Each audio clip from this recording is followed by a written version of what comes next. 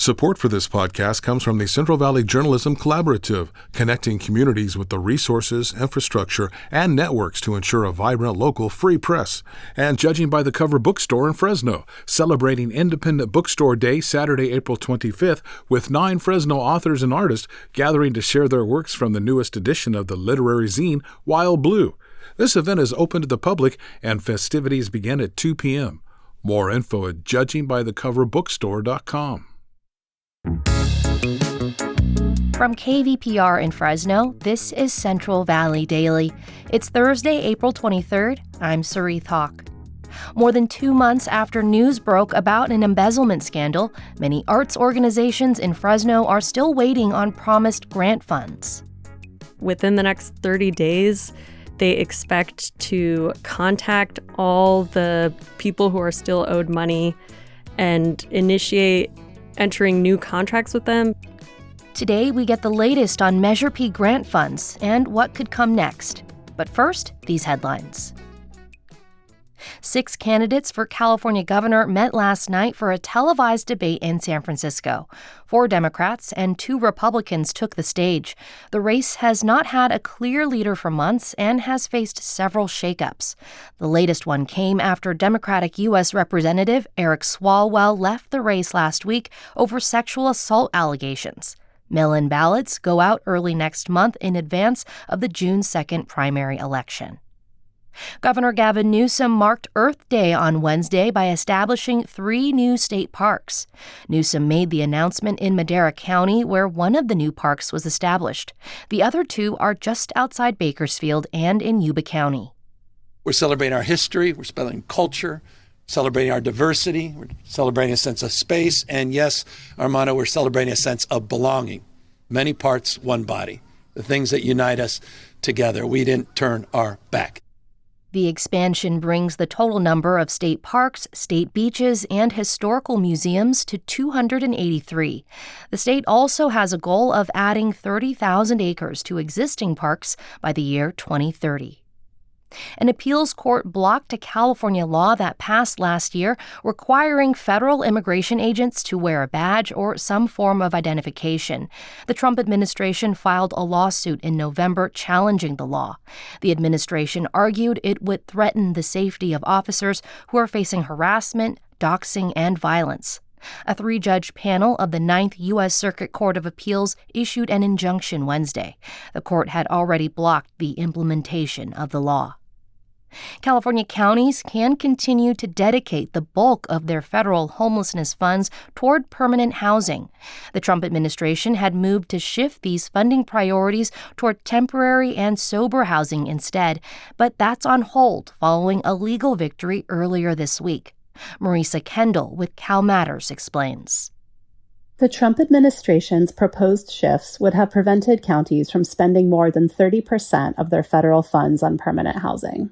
That's a drastic decrease from the 90% California counties had been contributing to long-term housing, which experts say is the most effective way to get someone out of homelessness. This week, the Trump administration withdrew an appeal it made after California and multiple other states sued to preserve their funding priorities. While this move allows California to keep prioritizing permanent housing for now, both sides are still fighting in court. That's Marisa Kendall with Cal Matters. More kids than ever are attending state-funded preschools in the United States. A new report by the National Institute of Early Education Research finds that 37% of 4-year-olds and about 10% of 3-year-olds are currently enrolled. California contributed significantly to the increase by rolling out a universal transitional kindergarten program. Evidence shows that high-quality preschool can positively impact a child's future, but challenges such as uneven access and funding remain. Corks and Brews is fast approaching on Sunday, May 3rd, and KVPR is thrilled to share with you a few of the wineries and breweries who will be pouring. Napa Valley's Duckhorn Vineyards will be featuring their signature Cabernet Sauvignon. Justin Vineyards and Winery brings bold Paso Robles reds, and local favorite Tioga Sequoia Brewing Company returns with classic West Coast IPAs and easy-drinking craft beers. Your $75 ticket includes tastings of fine wine and craft beer, live music, and so much more. Purchase your tickets at kvpr.org. And now to our main story. The City of Fresno is beginning a new chapter in its effort to distribute the next round of Measure P arts funding. It comes months after an embezzlement scandal threatened to upend the program altogether. On Monday this week, a former Fresno Arts Council employee pleaded guilty to wire fraud after embezzling $1.8 million from the nonprofit. Suliana Caldwell was the organization's former operations manager. The money generated by Measure P sales tax was supposed to go toward grants for local artists, but instead, the U.S. Attorney's Office says Caldwell used the money for vacations, gambling, and other personal expenses. Now that the city has taken control of distributing the funds, it's looking ahead to new guidelines for the next round of applications. But city officials face a huge hurdle in regaining public trust, and yet to be determined is what will happen to the dozens of grantees who received only part of their funds or none at all. I spoke with Fresnoland reporter Juliana Morano, who covered a recent meeting of the city subcommittee that's tasked with handling Measure P arts grants. She starts by telling me about the high stakes of this latest meeting. That meeting was April 15th. It was significant because it was the first time that the subcommittee for the city's Parks, Recreation, and Arts Commission, that commission is 9 members. The subcommittee is 3 out of that 9. And they are key in making some decisions about Measure P grants, like they play a role in crafting the guidelines. So who can apply to the grants? How much can they get? Things like that. And then also with ultimately recommending who gets what under the, given year. And so that committee met publicly for the first time this year after making this, deliberate decision in response to some backlash and some, criticism from the community that before they met privately. So they made this decision to be a different kind of committee so that they would meet publicly going forward. And so they had that first meeting. It was also the first meeting of the subcommittee since the City of Fresno took over administering the Measure P arts grants, took over that responsibility from the Arts Council. So it also gave us this preview of how is the city going to run this differently? What are city park staff recommending for the next cycle's grant guidelines that's different than in the past? Yeah, and what were some of those revelations that you got from that meeting? Yeah, so these proposals are currently, they're not set in stone yet. The Parks Department is still looking for feedback on the recommendations they've already made. They won't be made final until later. But some of the things they proposed included some changes so in the last grant cycle, the Arts Council recruited these volunteer panels of folks to review applications and kind of assess their merit, and then they would go back to the PRAC subcommittee and, further decisions would be made. But that panel that does the initial review of applications, they've never been compensated for that work before. And something that kind of came up out of the last grant cycle was wanting to see people get paid so you could recruit a diverse panel. It's not all people who can, afford to do unpaid work.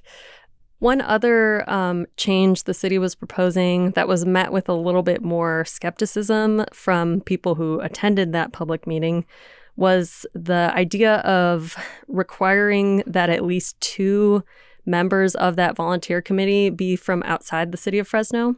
And the way park staff explained it was they want to help have mitigations in place for when there's a conflict of interest or people needed to recuse themselves because they have some connection to an applicant.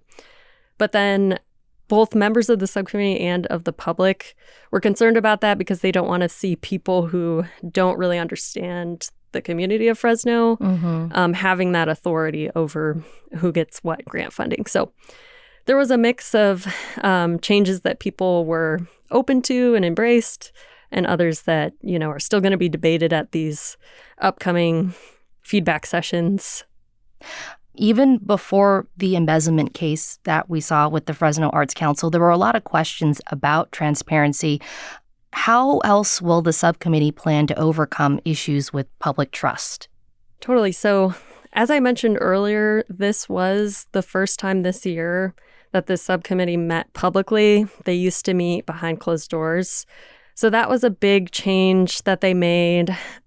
And that had come up a couple times before. People wanted this committee to become compliant with the Brown Act, which is the state's public meetings laws. And they've also emphasized like they're going to take the questions they receive and the feedback they receive and post those publicly on a website so everyone has equal access to the same things. So there are these efforts they're touting at being more transparent, both on the subcommittee side and on the city staff who are supporting that subcommittee. Yeah, so they're trying to gear up for this next round of funding.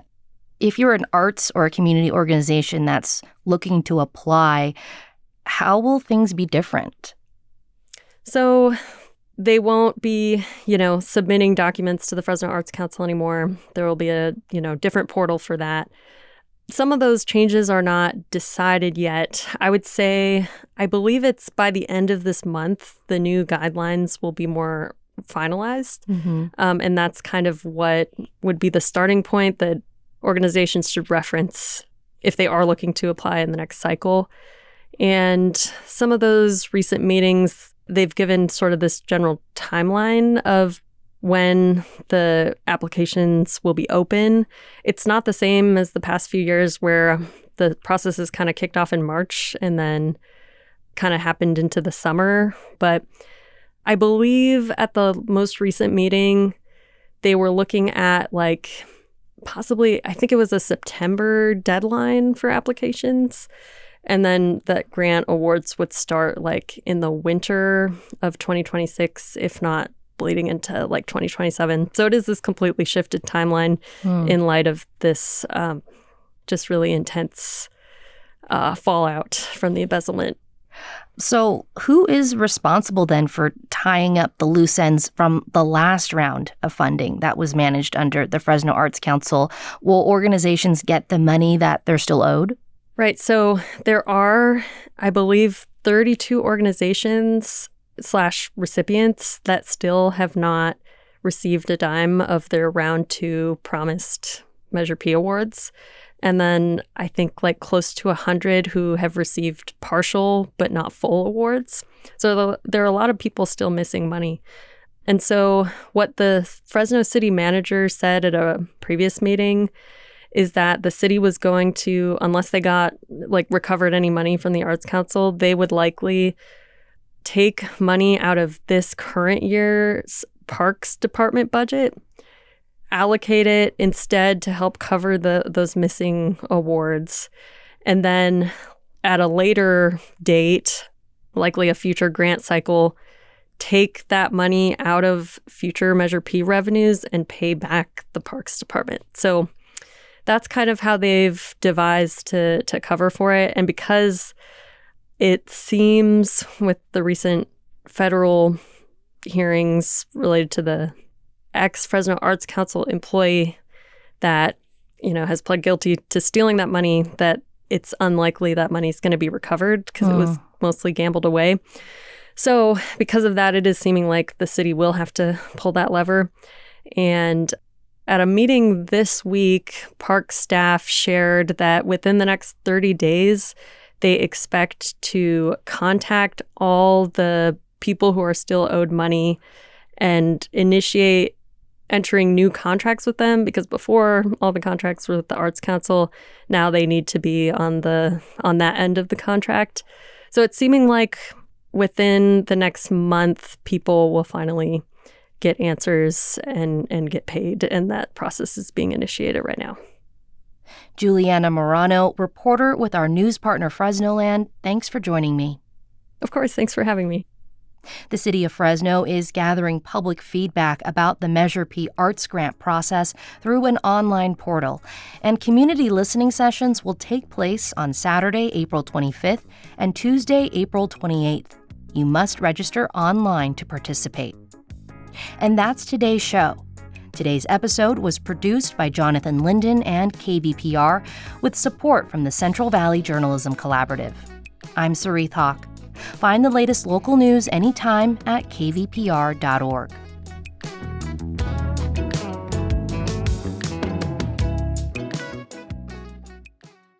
You know, every day on Up First, NPR's Golden Globe-nominated morning news podcast, we bring you 3 essential stories. At the heart of each story are questions. What really happened? What really mattered? What happens next? At NPR, we stand for your right to be curious and to follow the facts. Follow Up First wherever you get your podcasts and start your day knowing what matters and why.